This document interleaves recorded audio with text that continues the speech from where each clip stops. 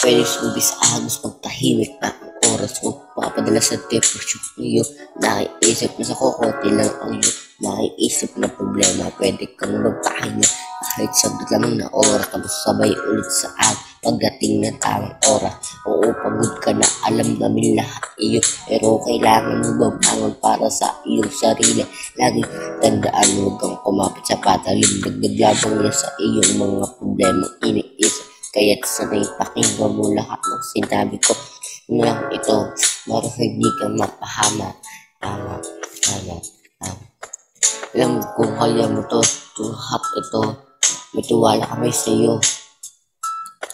Ikaw lang mo ang natira sa lahat. Pinabayaan nila akong mag-isa sa lansangan.